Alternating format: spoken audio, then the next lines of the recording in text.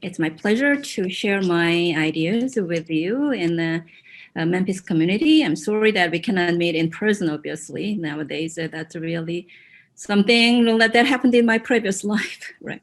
But hopefully someday I will have an opportunity of visit Memphis. Okay, so as Kevin mentioned, the title of today's talk is Merleau-Ponty and World Philosophy. So let me share my screen. Am I caused? Can I share? Right. Okay, so can everybody see my PowerPoint slideshow? Okay. So the Merleau-Ponty and world philosophy, and so this is a short talk. So what I want to do in this talk is the simple questions, right? What do the world philosophy look like? And what do we need to consider world philosophy? Why do we need to think about the world philosophy? Right? And then how the phenomenology help us envision world philosophy. And if you have paid attention to this kind of recent criticism about the Eurocentrism of philosophy itself and the philosophy curriculum and American philosophy academia, and you notice that there has been a proposal that more of a non-Western philosophy and the more of the philosophy that has been excluded needed to be included in philosophy curriculum, and we should pay more attention to that. Now, when this discussion about the philosophy and non-philosophy is going on, it is usually going on in the context of geopolitics. So here comes Eastern philosophy and Western philosophy, or Western philosophy and non-Western philosophy. Obviously, that is true. But in this presentation, I'd like to move one step further and thinking of the propose that the idea of world philosophy is not simply just to include the philosophies from different regions, but it also is to rethink philosophy's relation to the world, and also that the various different mode of philosophizing in our kind of existence. So, and by using phenomenology, Merleau-Ponty, who is Western tradition, as one of the guiding philosophy in considering world philosophy, I'd like to emphasize that idea that the philosophy, non-philosophy, or the Eurocentrism of philosophy is not simply about the geopolitics, but it is really about what kind of philosophy we are doing and we want to do, and what do we want the philosophy to do in its relation with the world. So I have three sections. In the first part, I will quickly go through some of the major concepts of Merleau-Ponty's philosophy. And the second section, I will briefly do a little bit of comparison with Merleau-Ponty's philosophy and Zen Buddhism. And in the third section, I will lead to the idea of world philosophy that we can draw from the Merleau-Ponty's and the Zen Buddhist idea of thinking about our existence and the nature of relationship between self and others, and so on and so forth. So Merleau-Ponty, so when you think about the Merleau-Ponty, that this is an important part, I think, just to begin with. So in his 1945 publication, Phenomenology of Perception, his major magnum opus, he says this at the very beginning, quote, "The world is not what I think, but what I live through. I am open to the world. I have no doubt that I am in communication with it, but I do not possess it. It is inexhaustible," end quote. In other words, it is openness to the world, openness upon the world. So self and others are not simply two different entities, but instead they are mutually interconnected. The statement demonstrates not only the subject relation to the world, but also philosophy's relation to it. If one is open to the world, and if one's existence is defined by one's communication with the world, the communication can take place anywhere. And the original limitations that some philosophers wish to impose by defining philosophy as a European in origin and the future possibility cannot find its legitimacy. So I'll talk a little bit more later about this communication. So Merleau-Ponty described a goal of this book, Phenomenology of Perception, as an, quote, exceptional relation between the subject and its body and its world, end quote. Here again, you see the relationship between self and the world and others. Merleau-Ponty argues that what we ordinarily think of as mental states and activities are constituted by bodily engagement with the world. So Merleau-Ponty says that to understand, quote, bodily subjectivity, we should reject the traditional idea of treating the body as a biological mechanism. And the quote, the body is a form of consciousness, end quote. Here you clearly see that the traditional division between mind and body is collapsing here. So this embodiment becomes one of the trademark in Merleau-Ponty's philosophy. And in one of the way to explaining this kind of merging of subject and object and the self and others and the me and the world is intentional arc. Unintentional arc is a Merleau-Ponty's way of reinterpreting one of phenomenology's discoveries, which is intentionality. I'm sure you are all familiar with this idea of intentionality, but Merleau-Ponty kind of push it further and create this idea of intentional arc. Unlike intentionality, unintentional arc is an embodied concept. So Merleau-Ponty says that any explicit conscious act, quote, is underpinned by an intentional arc that projects around us our past, our future, our human milieu, our physical situation, or ideological situation, and our moral situation, end quote. So here, his concept of time is also very much a kind of interconnectedness. So in that context, he talked about the relationship between past philosophy of the past, and the philosophy of present and the future. And if the things are so much interconnected, as he explains through intentional arc, how do we understand, how should we understand ourselves and the world? And one of the mode of philosophizing he proposed clearly, very conspicuously in his posthumous work, The Visible and Invisible, is the idea of interrogation. So interrogation for Merleau-Ponty does not aim to find fixed answers. Rather, it explores the ambiguity of our experience. The question of the position of the questioner, the subject, and the object being questioned in the interrogation is reversible. And this reversibility is another idea that Merleau-Ponty really pushed forward, because one of the examples he gave in the phenomenology of perception is like a right hand touching the left hand. When your right hand touches the left hand, which one is touched and which one is being touched, right? So this one is touching this one, the left hand, but left hand is touching the right hand. So the reversibility of the position is the way that we should understand the subject and object relationship. And Merleau-Ponty used this expression, chiasm. Chi, X in Greek is chi, right? So chiasm is the way that we should understand one's relationship with others. Excuse me. So he used this example that when one looks at a table, it is not that I'm looking at the table as an object, but one is also being looked at by the table. And this kind of subject object at the center, chiasm, at the center, the visibility occurs and understanding occurs. And once I use this expression when I teach Merleau-Ponty for undergraduate in a philosophy course, and a student at the end of the class approached me with all seriousness in her face and said, "But the table does not see me," right? Okay, so that tells you the counterintuitive idea that Merleau-Ponty exposes here, right? So I have to explain what it means by I am being looked at by the table. So visibility occurs in the chiasmic relationship between the subject and the object.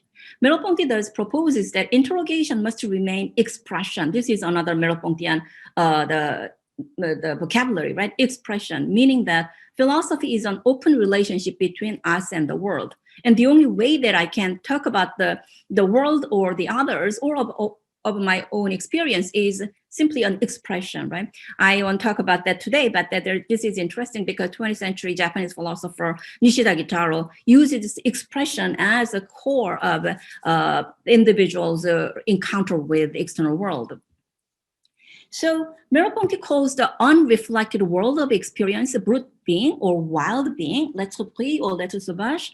Wild being or lived experience can never fully be articulated. So experience itself is just a kind of unmanipulated something, right? Philosophical interrogation is an art or an required exegesis of our efforts to express our lived experience of seeing, speaking, even thinking. This is also why for Merleau-Ponty, existence itself is ambiguous.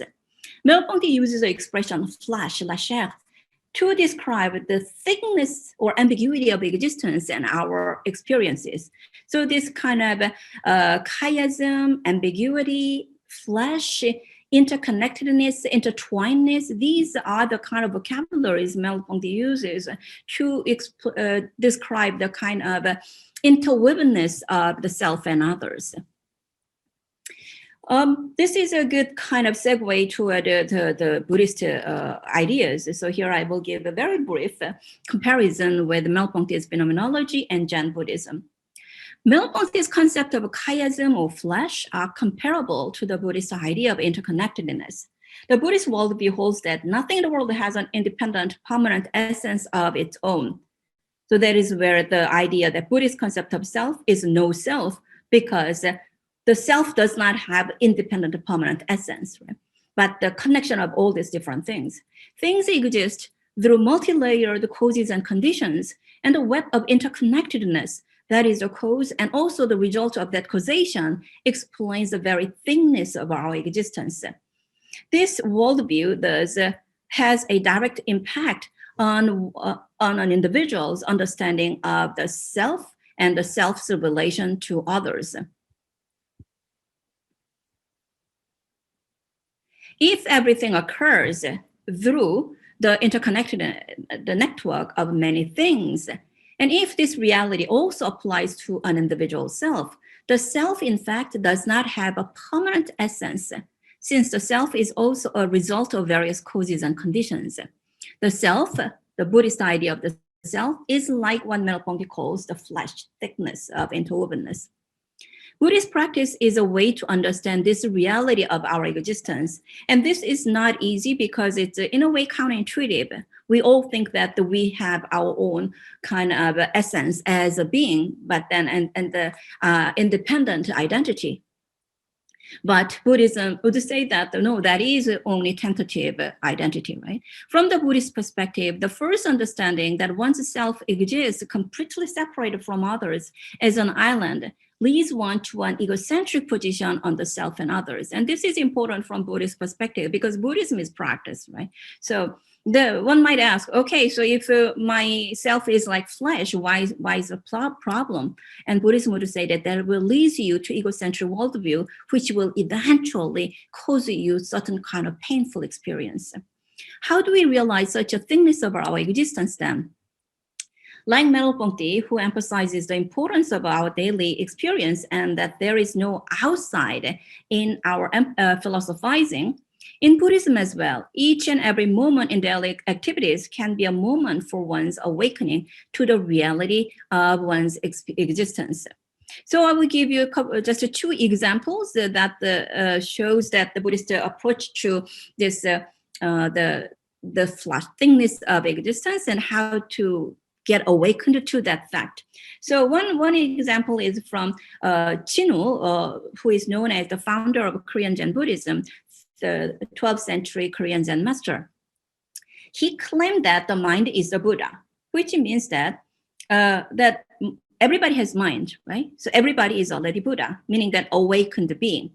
This typical Zen Buddhist claim that the unenlightened being is in fact enlightened is an oxymoron in logic and enigma to common people, right? Because I'm not enlightened. I don't know whether there's anybody in this kind of room that get enlightened, whatever the enlightened means, but I'm not. And most people just is a common people, right? And then Zen Buddhism says that, well, everybody is actually already the Buddha, enlightened being. And it's easy to understand that people get confused when Zen Buddhism claims this. And Jinu's students obviously also get confused. So hearing Jinu's emphasis that our mind itself is the Buddha, so you, all my students, you are the Buddha, enlightened being, one of Jinu's students asked Jinu, so I'm not actually Buddha, but you said, I'm the Buddha. So can you explain how I can understand this? And here is an interesting conversation. Jinu said, when the students ask, please explain to me. And then Jinu says, do you hear the sounds of that crow calling and the magpie calling? So do you hear this, the bird singing? Students said, yes. And then Gino said, trace them back and listen to your hearing nature. This is very simple. Okay, you are listening to, you are hearing this, the sound of a bird. Just think about how you understand that. What is the relationship between you and the sound of the bird? How do you actually separate each element that are involved in the phenomenon of you are hearing the sound of a bird, right? It's very difficult to separate them, right? As William Butler Yeats says, how can you separate dance from dancer? Dance and dancer, can you separate them? No, they are all together. And that is intertwinedness, right? So if one is capable of understanding this synesthetic reality of our existence or the intentional arc and the subject relation to the external world, this could become a moment of enlightenment. Right? And so this is interesting because Gino's example was the sound of bird, which can happen, take place anytime, any moment in our daily existence. And that is another kind of the shared point between Merleau-Ponty's way of philosophy and the Zen Buddhism. Each and every moment in our daily life is a moment for awakening or for philosophical realization. So Merleau-Ponty says something similar that Gino responded to his students. In the phenomenology of perception, he says that in perception, the sensor and the sensible do not stand in relation to each other as two mutual external terms, right? Sensor and sensible, they are kind of interconnected. And here is a very beautiful passage from the same book. Merleau-Ponty says, quote, I am the sky itself as it is drawn together and unified. And as it begins, is saturated with this limitless blue. So when we look at, and then our common sense understanding is, I am looking at the sky is blue, I'm Jin Park. But what Merleau-Ponty says is that, well, actually, when you look at the sky and understand the sky and the blueness of the sky, it is not that you are totally separate two beings. You are totally interconnected, right? There is another example that I kind of chose from Zen Buddhist tradition. And Zen Buddhist, among the Zen Buddhist tradition, there is a tradition called the Kongan tradition. Kongan literally means the public case, but we usually translate it as an encounter dialogue. This is a dialogue between Zen master and students. And there are thousands of this kind of dialogue. And this is a dialogue which really intrigued the students to get awakened to something, right? So here's a very simple case, which I selected from the Gateless Gate, Women Guan, case number 7. And a novice monk, asked Zhao Zhu. Zhao Zhu is very well-known Chinese Chan master who lived the 8th century. So you have to kind of contextualize this situation. Here is a really well-known Chan master, and here is a novice monk who just joined the monastery, and he left everything in the secular world and just joined the monastery to learn from this Chan master, right? So the monk said hello to the Zen master and said, I have just entered this monastery. Please teach me, master. And the master, Zhao Zhu, said, have you eaten your rice porridge? Did you have breakfast? Right? And the monk said, yes, I have. And the Zhao Zhu said, then go wash your bowl, do the dishes, right? And the monk attained an awakening. This is a case. Now, this is really, really mundane thing, right? You have a breakfast. After you have a meal, you wash your dishes. And we think that this is a mundane thing, but for Zen master, each and every moment is a moment of your awakening to the reality of one's existence. In both Zen Buddhism and Merleau-Ponty's phenomenology, reality is encountered via the experience of daily events. The mundane reality is the source of meeting with being. There is no outside or beyond the mundane events that would offer a privileged position for encountering reality or understanding the meaning of our existence. So Merleau-Ponty says, quote, philosophy is everywhere, even in the facts, and in nowhere has a private realm which shelters it from life's contagion. Right? We should not, cannot, and should not think about outside when you think about philosophy, right? Each and every moment of our life experience is the moment of the philosophizing, right? So invisible and invisible, he used this example of what time is it, right? A simple question like what time is it can be just a question to ask the time. It's 4:23, this time. But then it can also the question that opens up the ambiguity of existence. And I think this is where we can understand the possibility of Merleau-Ponty's and Jean Bourrin's phenomenology can help us to envision intercultural and world philosophy. In other words, the very mundaneness of our existence is a moment of awakening and the very philosophical question. And wherever you live this mundane life, right? So here I will move to the idea of world philosophy. So famous philosophers, this is a title of the book that Merleau-Ponty edited, Le Philosophe Célèbre, which was published in 1956. This is simply anthology, right? Where he kind of selected famous philosophers, quote unquote, around the world.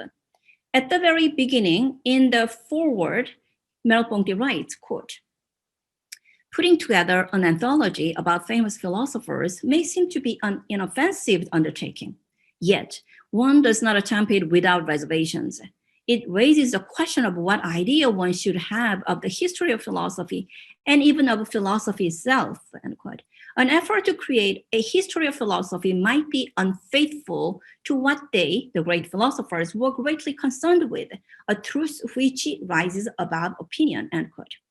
In other words, he didn't take the idea of somebody is famous and somebody is not as a granted. He thought that to think about this, making a distinctions itself could be problematic, because by selecting certain philosophers as famous philosophers and excluding other philosophers, you are already making a claim about truth, and that could be very problematic, right? So interestingly enough, in this volume, The Famous Philosophers, he has various sections, 7 sections, and the first section is titled The Orient and Philosophy. The anthology begins with the Orient and Philosophy, and that section has 4 Asian philosophers, the Buddha and Namnavar in the 2 Indian philosophers section, and Shunzhi and Zhuangzi in the 2 Chinese philosophers section. And it was encouraging in the 1950s, there are French philosophers who are actually capable of reading Sanskrit and Chinese, and then Merleau-Ponty, who actually selected these people. Obviously, this volume has total of 51 philosophers. Out of 51, there are only 4 Asian philosophers, but even that, the fact that he included Asian philosophers, to me is very encouraging. And the Orient and Philosophy has its own short introduction to the section, which later is included in the Merleau-Ponty's anthology Signs as under the title Everywhere and Nowhere. So here, the Orient and Philosophy, Merleau-Ponty think about the West relationship with Asian philosophy. And obviously, Hegel was the one who first did this, right, in his History of Philosophy, or the lecture on the philosophy of religions, right? And then Merleau-Ponty says, Hegel was the one who invented the idea of going beyond the Orient by understanding them. But also, he's the one who contrasted the Western idea of truth as a total conceptual recovery of the world in all its variety to the Orient, and who defined the Orient as a failure in the same understanding. It is worth recalling the terms of his condemnation before we decide whether we can accept it ourselves. In other words, Hegel included Asian philosophy, but as you know that in Hegel's system, the Asia comes at the beginning of all this kind of history or religious development, and that's the childhood of human history or human religious development, right? And the childhood for Hegel is not something about innocence or anything like that, right? Childhood is ignorance.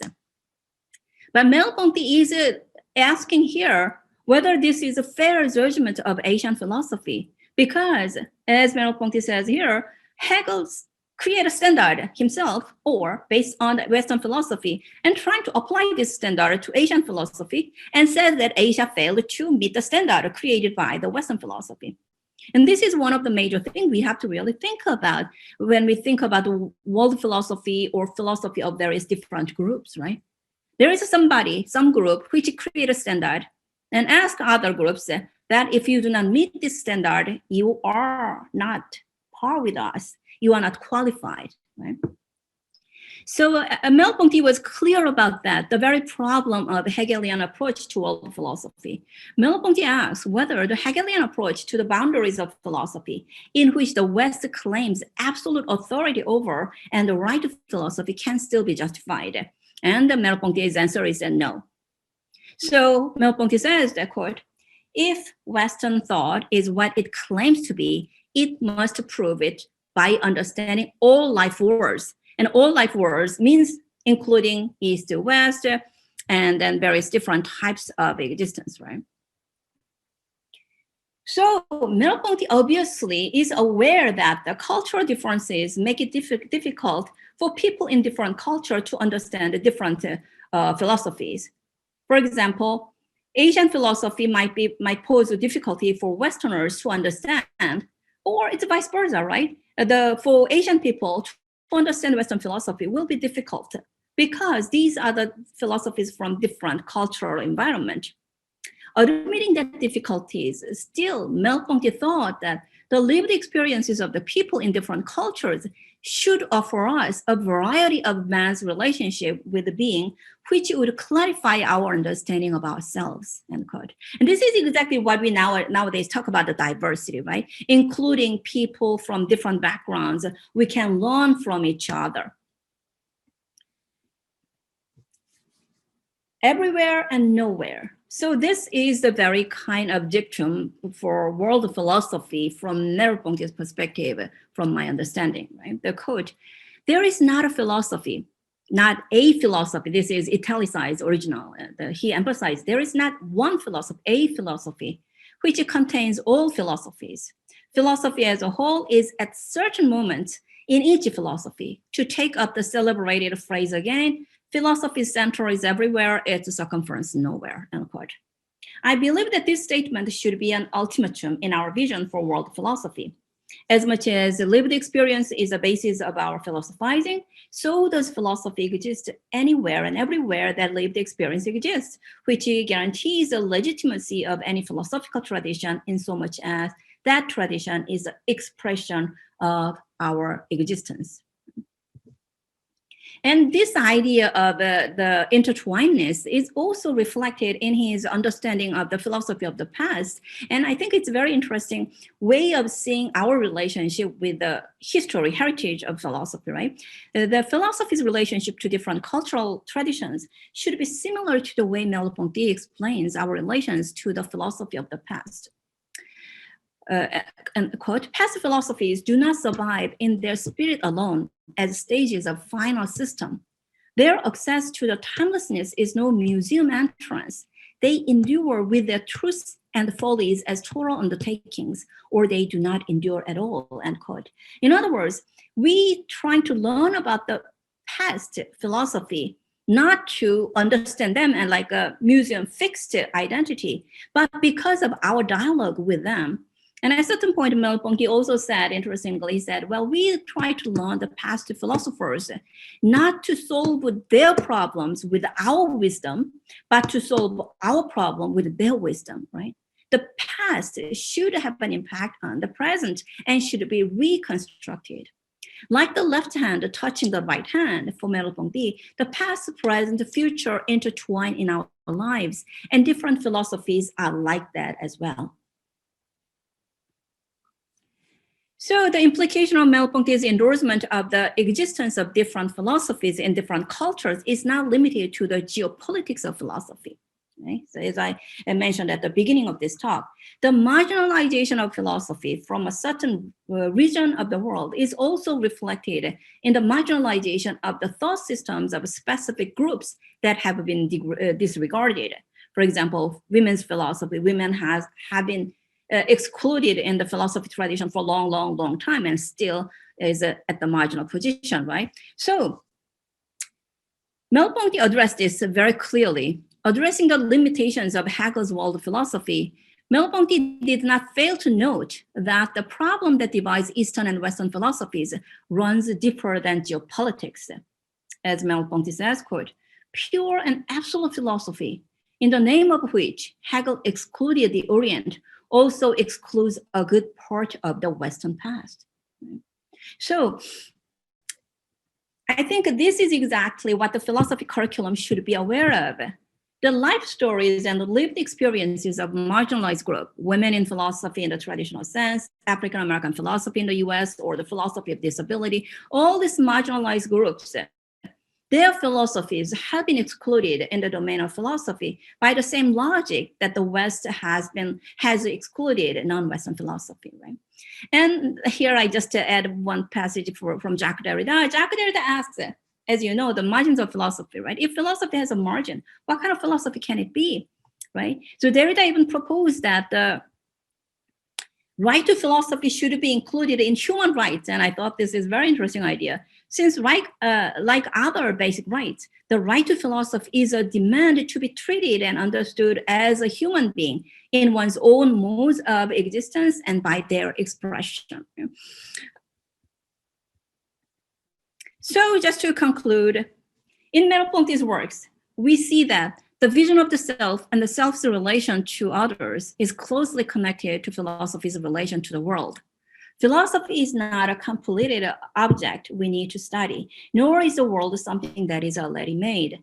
The world, the self, the past, the present, and the future are all touching and being touched by one another from Merleau-Ponty's perspective.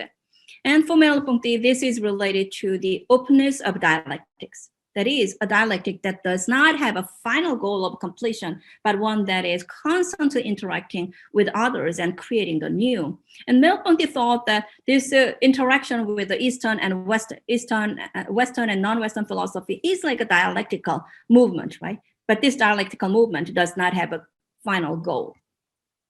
The openness of the world. I think it moved to the beginning. Sorry, where did it go? Sorry, at the last minute.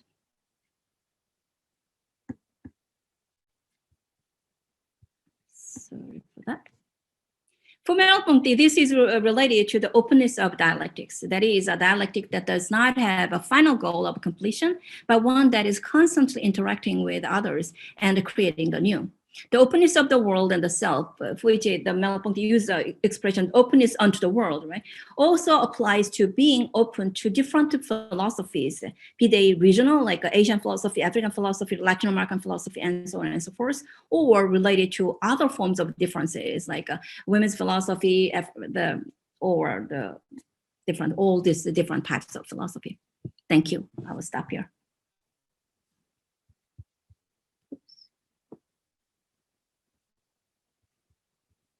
Stop sharing.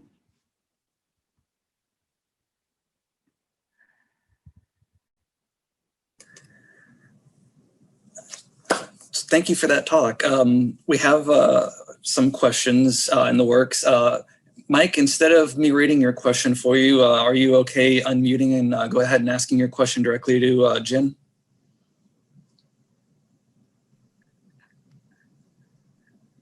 Sure, yeah, I can do that.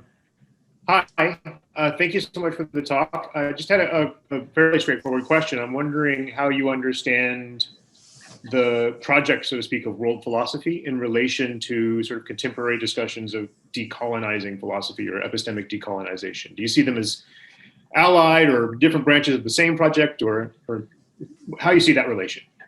Thank you very much. That's the very important question, I think. Yes, so I mean, I use the expression world philosophy, but that's not because I have a certain kind of concept, a specific kind of definition of world philosophy. I just use it interchangeable with cross-cultural philosophy nowadays, that we use that expression. Before we use the comparative philosophy, but then world philosophy by which I mean that the comprehensive kind of openness of philosophy itself, right? So the idea of post-colonial project, right? The epistemic deliberation, that I think all part of it, and that's why that at the end of the talk that I mentioned, that the project of world philosophy is not an issue of just geopolitics, right? It is not simply adding more non-Western philosophy, but it is really the very issue of changing or rethinking the way that we do philosophy, right? Right. So in a way, the post-colonial project and the issue of epistemic change is really part of it. So epistemic injustice issue, that is really a big part of it, because by making philosophy Eurocentric or male dominant, the philosophy is already doing epistemic injustice to those people and the group who are not included in that circle, inside the circle. I have two more questions. First, Zach, and then Reese. Zach, want to go ahead and ask your question? Sure. Thank you, Kevin. Thank you very much for your talk. I really enjoyed it. So what I'm wondering is, for Merleau-Ponty, okay, there's a possibility of understanding and even becoming entwined with other life worlds in a kind of dialectic of mutual comprehension.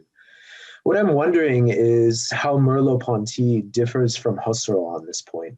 So in the crisis of European philosophy, right, Husserl tells us that the life world has a universality, and that's based in perception. And this universality allows everyone, at least potentially, to comprehend one another's positions. For Merleau-Ponty, is there a similar universality? And if not, what is it that allows there to be a conversation between life worlds? Okay, so let's get briefly the Husserl and Merleau-Ponty. Obviously, there are could be big research on that, but the Merleau-Ponty is kind of in that essay as well, the Orient and Philosophy. Merleau-Ponty does mention Husserl, and he said Husserl tried this, but he fell short of it. Basically, he thought that Husserl's idea is Eurocentric because philosophy project itself is he proposed a phenomenology as a way to overcome the European crisis, right? And then in the sense, and then the intentional arc is, from Merleau-Ponty's perspective, Husserl is not interconnected enough. The subject-object dualism is clearly there. Not only that, he thought that intentionality is just an idea. It's a consciousness. Consciousness is consciousness of something, right? So for Merleau-Ponty, Husserl's intentionality is about the mind, right? Whereas intentional arc is embodied intentionality, right? So it is not just simply my idea is looking at the object, but everything all together. And then you talk about the universality, and that's interesting. I mean, universality is one of the very complex and problematic concept from my perspective. You can say a lot of different things by universality. And in Western philosophical tradition, we talk about the universality for a long time without including many people, many different philosophical traditions, right? It's the same like in democracy, we talk about everybody's equal for a long time. And this everybody didn't include, the women didn't include slave. Even in the history of the United States, the Constitution says everybody's created equal, but that didn't include, right, the voting right and so on and so forth. So we should be careful when you use this type of a kind of expression, universality. Now, I think your follow-up question is interesting. If there is no universality, what does it mean that you are the openness toward the world, right? I mean, then step back. And why do you think that you need a universality in order to understand the something outside you, right? In a way, to me, it sounds like we have to have some clearly shared rule in order to understand each other. And what Merleau-Ponty says, I think, is that is not exactly what happens in life, right? So that is why it is ambiguous, and it is a kind of a brute reality, brute being. So it's not that much cultivated things. That here is the universality, here is what we understand, what we share. So let's try to have a dialogue. That's not a dialogue, right? So each individual actually experience things differently. And even individual themselves do not 100% understand or express what they are experiencing, right? Each one of us try to express how we feel, how we experience. That is why expression is important for Merleau-Ponty. It's an art.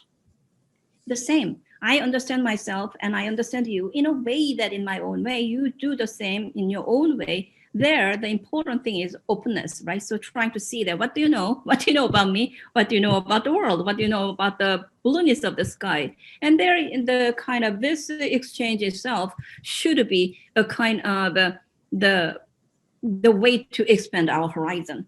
And that also is related to what he calls the interrogation. Right? So when we ask something, we already have an answer, right? So when you ask, do you want to go, do you want to have this or that? There is a parameter of certain kind of answer, right? If I asked, is it raining outside? And I said, it's a dog. That doesn't make sense, right? So is it raining outside? My answer should be either yes or no. That is not interrogation for Merleau-Ponty, right? Interrogation is to asking questions, so trying to get closer to the object you're trying to understand, right? So don't put the parameter of your question, the parameter of your answer to your question. That's a different mode of investigation, I think. And that is a interestingly very, very Jainistic way. That's why I wrote I edited a volume on the Merleau-Ponty and Buddhism, right? Yeah. We got 4 other questions lined up for you. We'll do Reese, then Corey, then Sela, then John, okay? Reese, would you like to ask your question? Sure thing. Thanks so much for your talk. I'm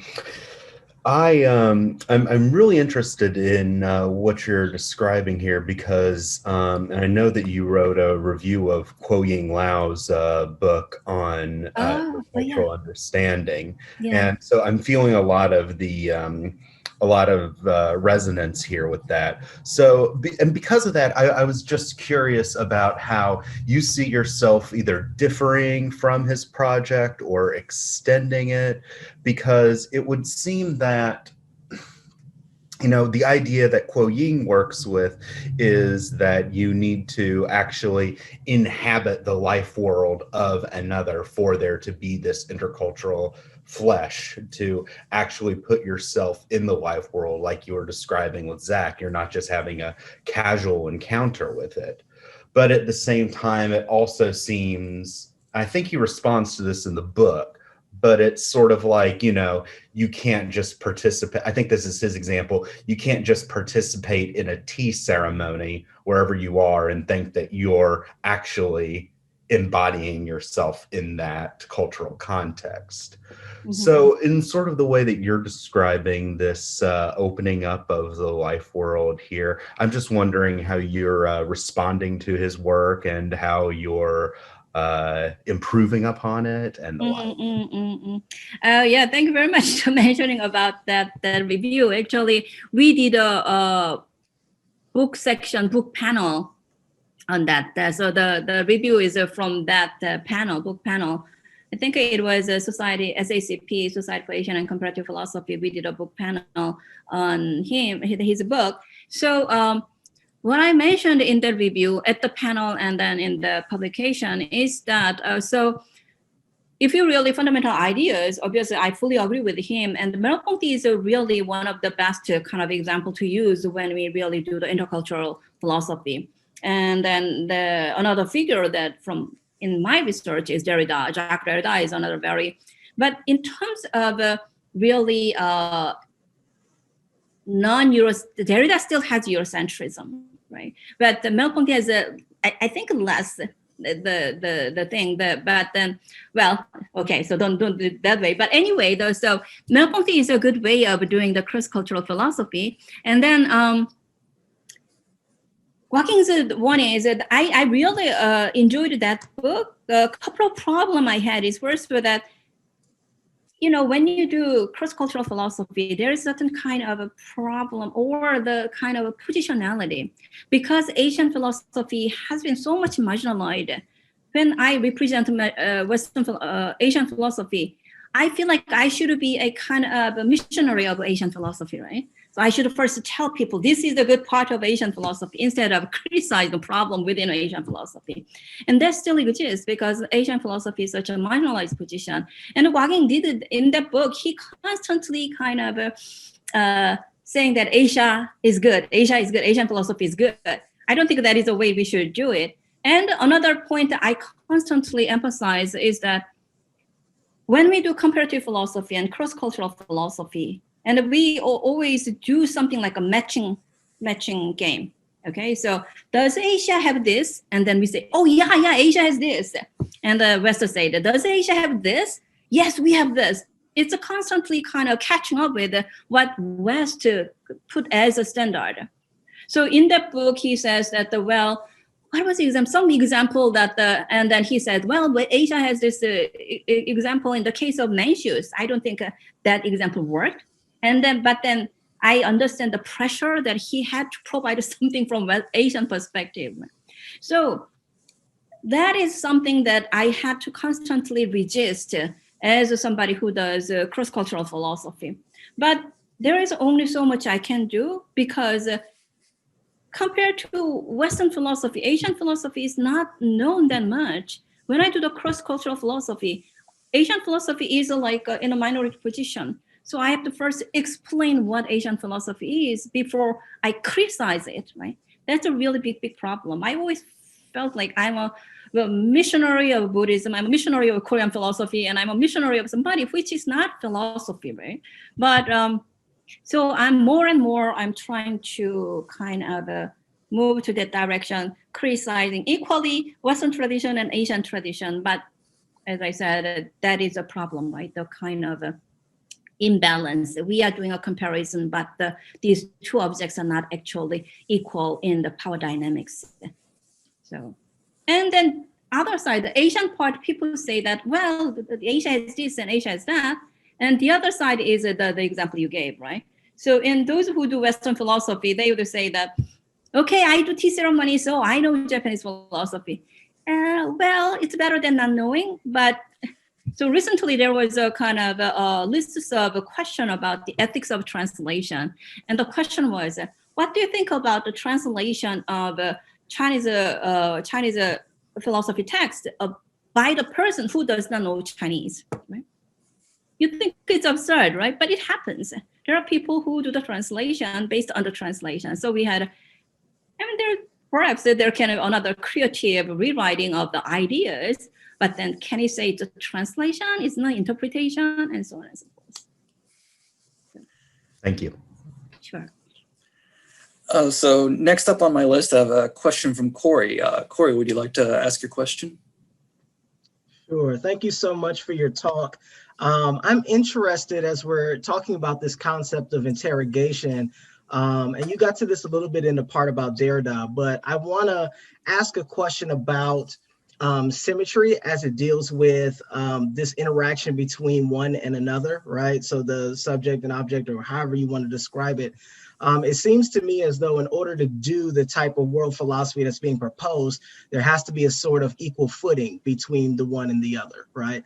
Some sort of symmetry, some sort of equal table by which this exchange is happening. If not, then that interrogation in and of itself is going to end up doing sorts of epistemic injustices, some types of exploitations, all kind of other things. So I'm wondering how this comes to be, especially with the way that we've shaped the history of philosophy, and I say we in an abstract sense, how we've shaped the history of philosophy, because it seems like there has to be something done specifically on the side of Western philosophy for a world philosophy to be possible, right?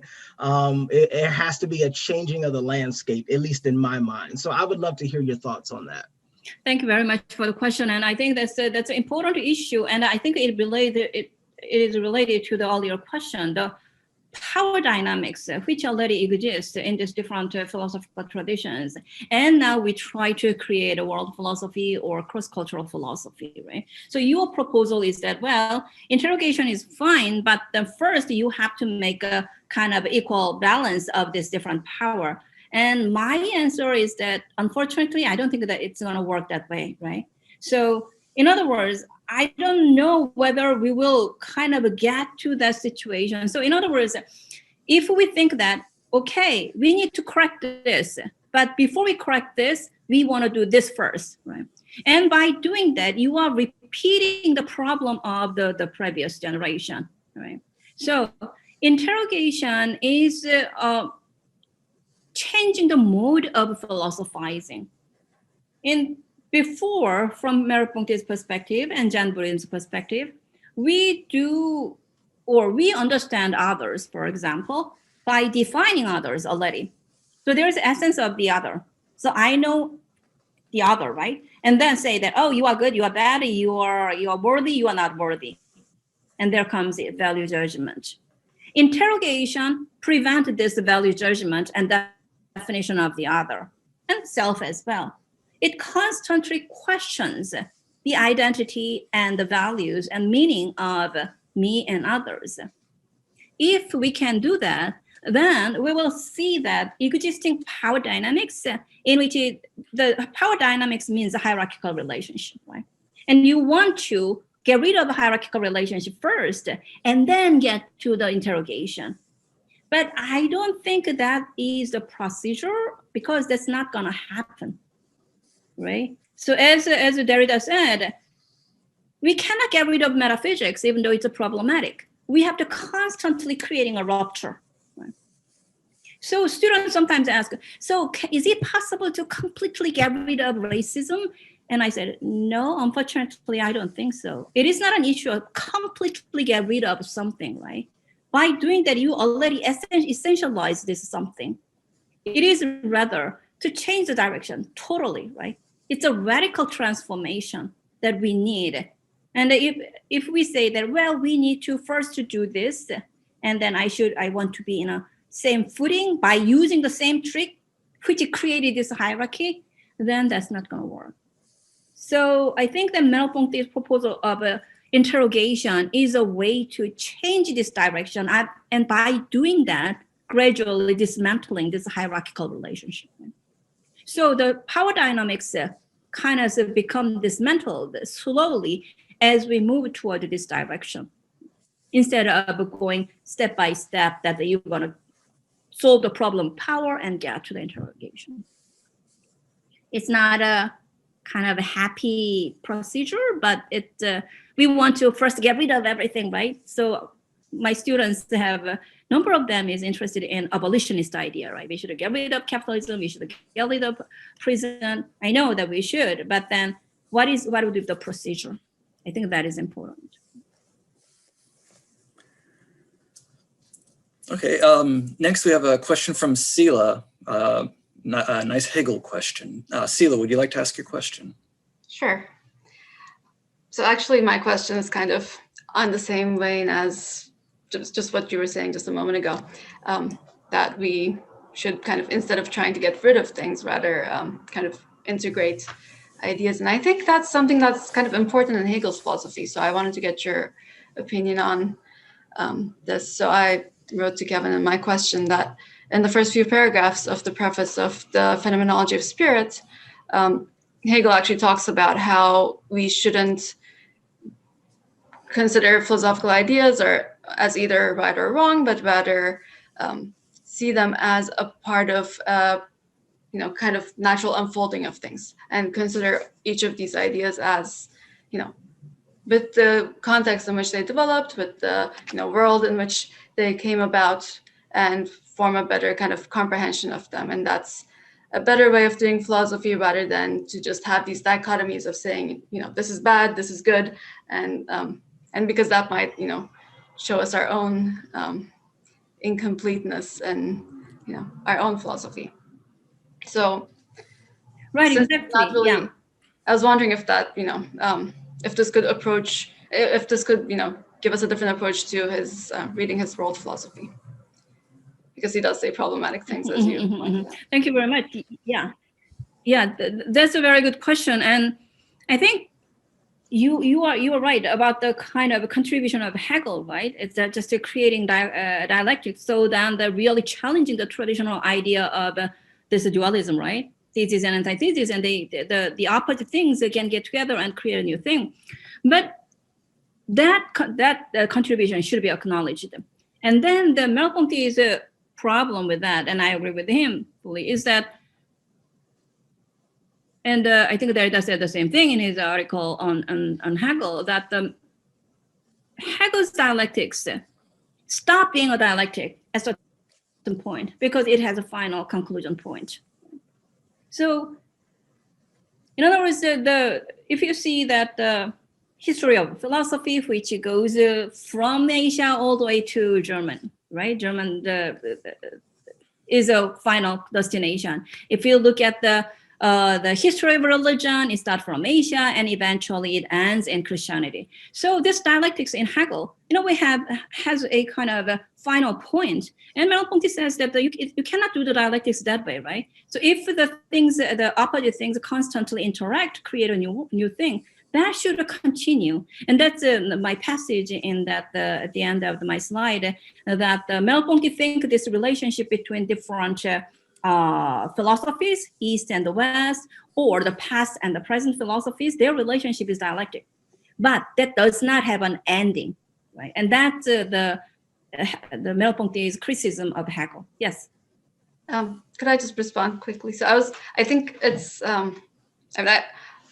I disagree that Hegel's philosophy has an ending, because he does so in the religion section of the Phenomenology of Spirit, for instance, he does have this kind of progression. So we could criticize that and say, that's maybe not a very accurate progression. But at the end of that, he goes on to philosophy as the philosophy that he's doing right now. So he comes from the Christian tradition. So Christianity is the highest point for him for that, because that kind of brought him to philosophy.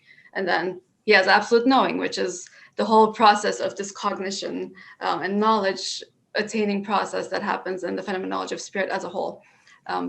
So I was thinking, I don't think there is a kind of end to that philosophy itself is the goal, but I don't know. Yeah, so that's your reading of Hegel, and then so the Merleau-Ponty or Derrida's reading of Hegel is that because of this kind of final destination, that it, in a way, the Hegel's kind of dialectics stop being a dialectic at the end. And that is in the context of our discussion. I mean, I have a chapter about Hegel in my early book, Buddhism and Postmodernity, in a way that he's dealing of non-Western philosophy, as Merleau-Ponty says, is that Hegel wanted to include a non-Western philosophy because he wanted to have a broad picture of this history or religion. But they are all in a kind of a linear progress. So why this dialectics happens in the West and why the Asia does not have a moment for dialectical development, right? So that kind of criticism, I think, is valid. So your kind of a defense of Hegel is also valid in a way that you trying to see Hegel within the context of his own religious connection and things like that. Yeah, I was just trying to kind of see his, problematic remarks about various, peoples and cultures and so on, and see them, together with what he's saying elsewhere. That seems to make sense, right? So it's still kind of something that I'm working on also. Right. Yeah. So for someone who is doing cross-cultural philosophy, that part is a history of philosophy, and the philosophy of religion part is really kind of really mind-boggling, right? Really kind of, so. Okay, thank you. Thank you. So I have two more questions coming up, and they're continuing these line of questions that are to do with precision and optimality in this. So next up is John Flowers from Worcester University. John, would you like to ask your question? Sure. Thanks, Kevin. So my question generally has to do with the ways that we consider the interactions between philosophies as constitutive of life worlds in particular ways. So perhaps would it be better if we thought about the interactions between philosophies and between philosophies across life worlds in the mode of optimality as presented by Merleau-Ponty in the Phenomenology of Perception? That is, optimality as a process of negotiating a more optimal way of moving through a life world. And the example I like to give my students when teaching about optimality is the world becomes suboptimal when I take my glasses off and becomes more optimal when I put them on, insofar as I can better navigate the world. So as I listened to your talk, my thinking was that insofar as philosophies play a role in how we organize our life worlds and how we navigate them, wouldn't it be better to think about the project of cross-cultural philosophy in the mode of reaching an optimality, an optimality among the plurality of ways of navigating life worlds, which I think ties nicely into Merleau-Ponty's broader phenomenological project. Mm-hmm, mm-hmm. Thank you very much. I think that's a very interesting and important proposal. I think Merleau-Ponty offers us various different kind of possibilities in doing philosophy itself, and then for cross-cultural philosophy. And as you know, that earlier phenomenology perception, 1945, and then the visual and invisible, the posthumous one, 1964, there are some differences of emphasis in Merleau-Ponty's philosophy. So if you go to the visual and invisible, the emphasis is really on the interrogation and the intertwining, and he does not use that kind of a lot of technical expressions that he used in the phenomenology perception. So as you said, that the optimality, it can be one way of doing it. And so you can develop that from that perspective. And then I have my focus on this interrogation. I was really intrigued by his idea of interrogation and the flesh and ambiguity in this idea, but partly because of my background in Asian philosophy and Buddhist philosophy, because there is so much similarity instead of optimality, because optimality gives you the different kind of layers of seeing kind of things.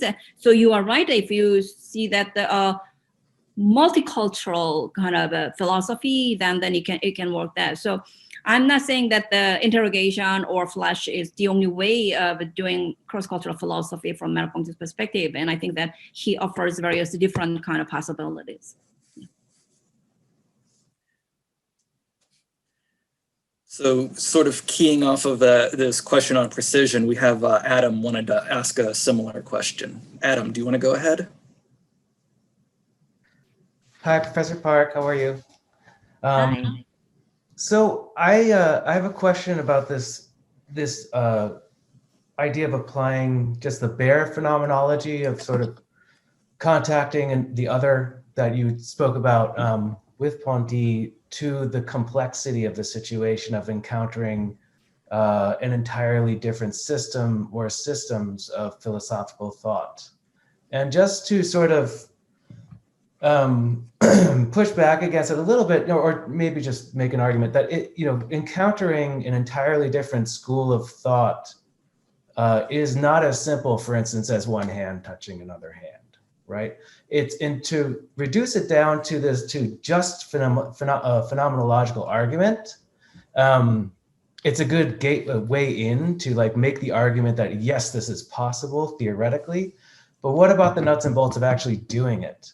And leaving the issues of translation aside and whether or not anything can actually be legitimately conveyed through translation, let's assume that it can.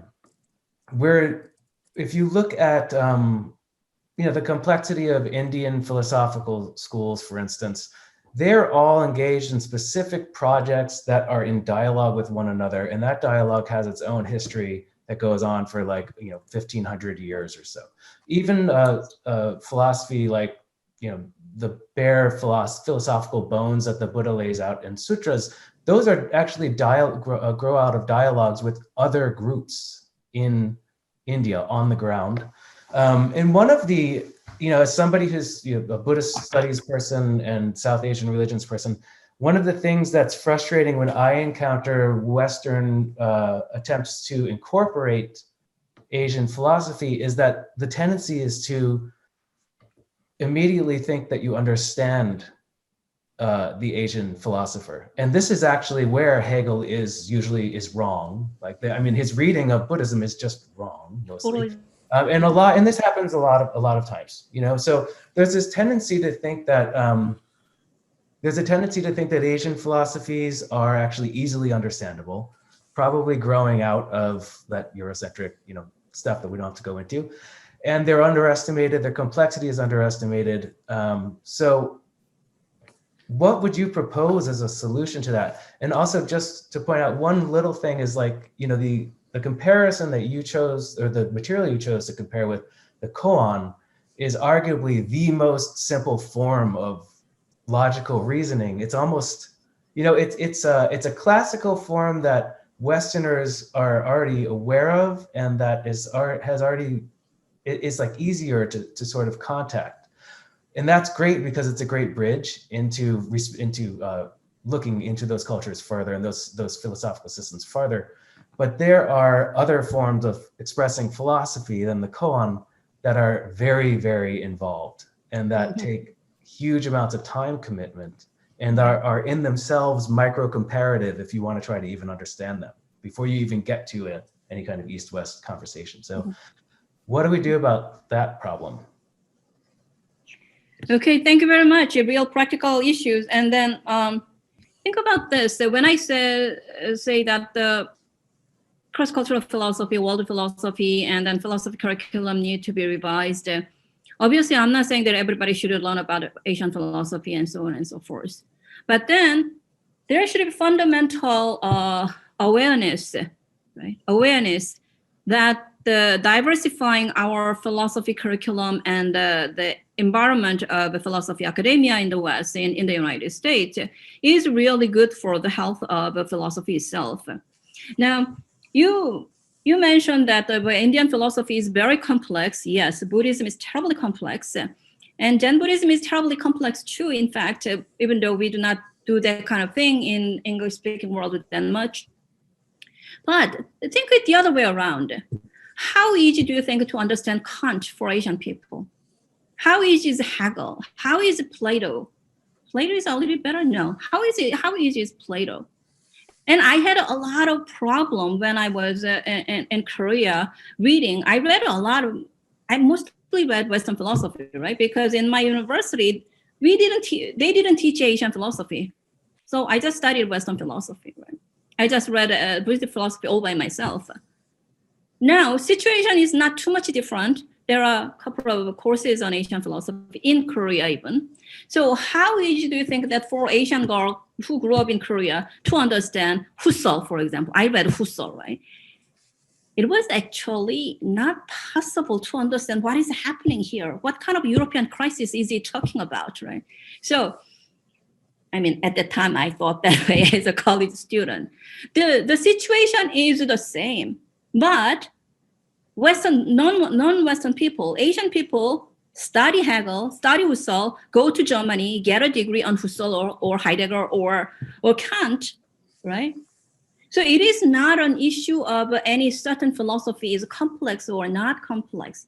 I think it is an issue of which philosophical tradition has the position of default position, right? This and then Plato, Aristotle, Kant, Hegel, blah, blah, blah is the default. You have to know this. And I almost gave up philosophy because I couldn't understand them. Right? So in other words, that is really the thing. So I don't think that the issue is that everybody should understand Asian philosophy. The issue is that the openness to different philosophical traditions. I know that is difficult because that has to do with really power and money.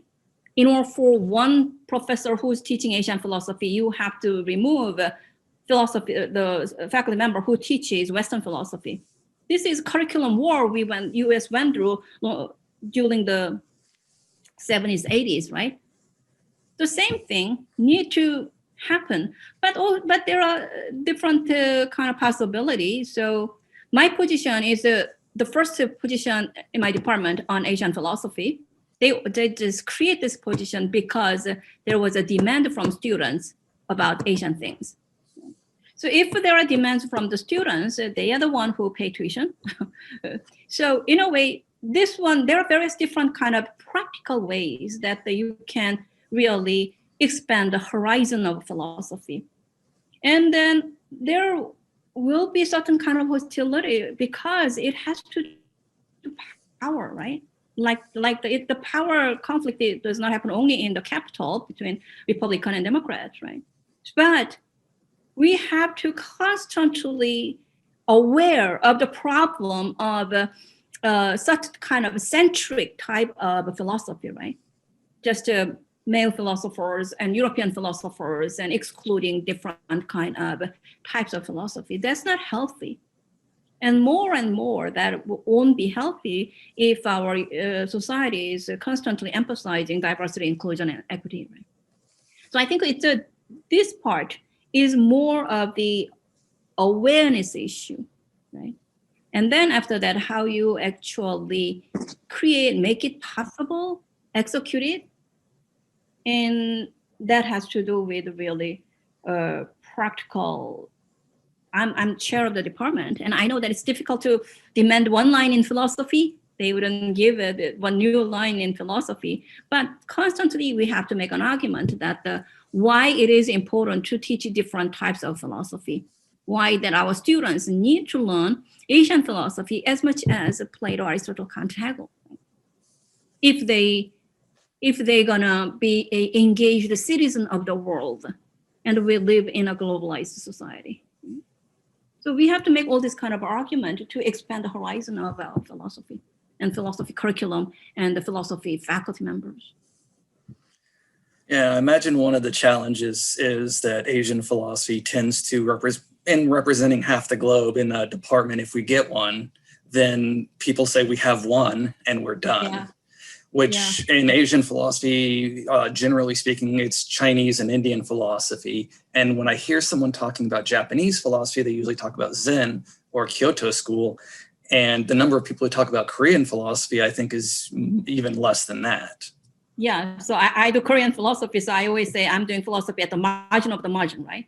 So Asian philosophy is margin and Korean philosophy is margin, and the margin of the margin, right? As a woman. So we have one more question from Gerald. Okay, so so if Asian philosophy actually is at the margin, I would say also that African philosophy has not even started existing anywhere. Yeah. Anyway, so my question actually is, I enjoyed the talk, but I just want to put a question on the question of the term philosophy, actually, even the word philosophy, because I was wondering whether I'm being curious about what you think even about the word philosophy, because given all that you've said already, when we use philosophy today, there is also this at the back of this word actually also Western understanding, because looking at history of philosophy. So I was wondering whether what you would think or what you would say about even doing away with the word philosophy when we talk about this in other cultural contexts, because even when we say Asian philosophy, yes, we're talking about Asia, but also the word philosophy is already having some background of Western thought. So I don't know what you would say about that word philosophy on its own and what we should do about that. Yeah, that's a very important question, actually. Those of us who do Buddhist philosophy, we have this discussion for a long, long time. Our question is that, as a Buddhist philosopher, do we need to adopt the kind of philosophical vocabulary from Western philosophy, like metaphysics, phenomenology, or the epistemology, or do we create our own category from Buddhist philosophy, right? Which is very different. It is a very different worldview, right? But both sides have its benefits and problems, right? If we create a Buddhist philosophy vocabulary, right, not using metaphysics, phenomenology, or epistemology, perhaps those of us who do Buddhist philosophy might understand that. But the rest of the people who do other type of philosophy wouldn't know that, right? So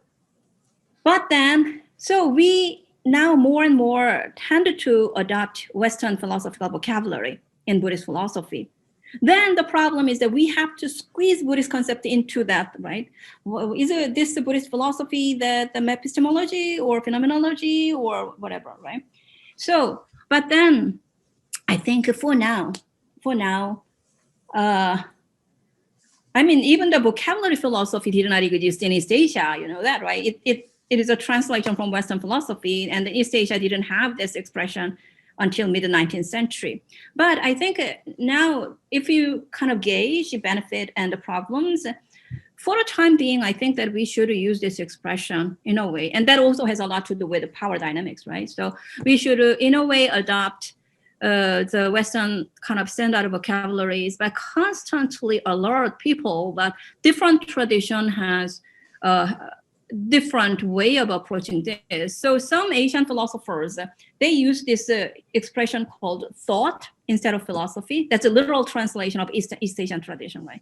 The thought, thought is different from philosophy. When you say philosophy, it is more like an academic institutionalized kind of structure, whereas thought is, I don't know, thought is thought. So, but then, you cannot say that the Merleau-Ponty is a thought. That doesn't sounds like a philosophical system, right?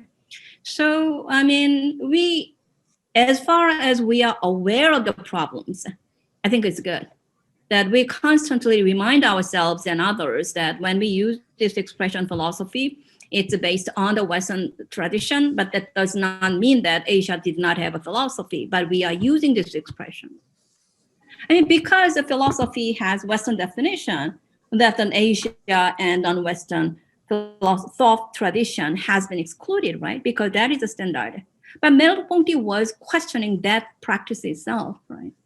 So once again, I think as far as we are aware of the problem, I think that that's good. And constantly we revisit this issue. Who knows, someday we can kind of find a better expression. But I don't have one now. Thank you. Okay, so I currently do not have any questions listed in private. Nobody's contacted me on that one. So I want to give you all the opportunity that if you have a follow-up question to feel free and unmute yourself and go ahead and ask. I'll give you a few seconds to go ahead and voice your questions.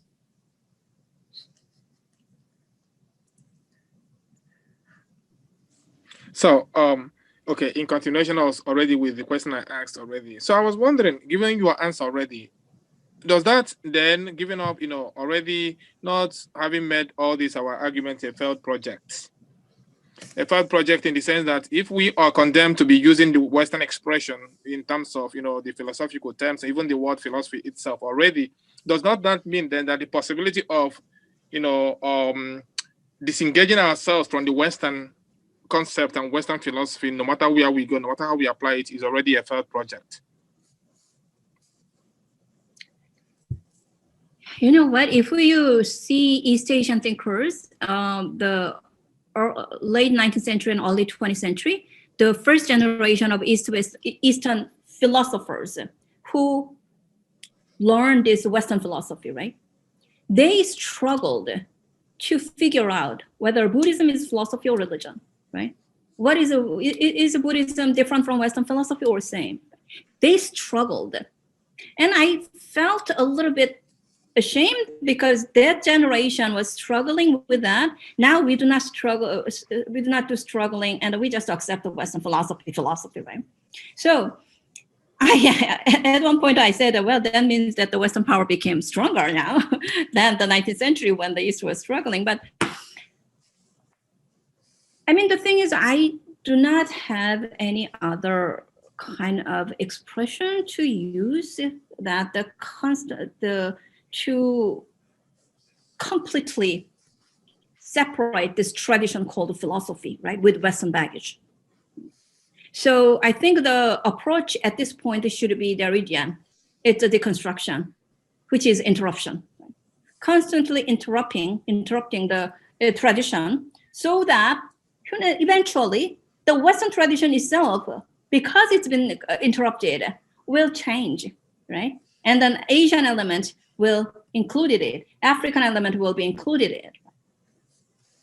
At the time, we might call philosophy, and people might think both the East and West, and then, or we might come up with some expression. I doubt it, but I think that's the strategy I have so far. Do you have a better one? I don't think so. I'm only just, posing up the question from giving all your beautiful talk already, which I enjoyed. Thank you. Thank you. So Jen, one of the questions that I would have for you is, I've seen a marked increase in the rise of Buddhism scholars trying to pull phenomenology in as a methodology for reading their particular thinker, their particular text. And that makes you well ahead of the curve on that one, since you had your Merleau-Ponty book published long before this. And I see a lot of resonance with Merleau-Ponty in Buddhist philosophy. He seems to map fairly neatly on top of them in certain places. I was just wondering if you could maybe speak to how you see Merleau-Ponty as being the more go-to phenomenologist to go to, as opposed to Husserl, Heidegger, or Hegel, or what have you.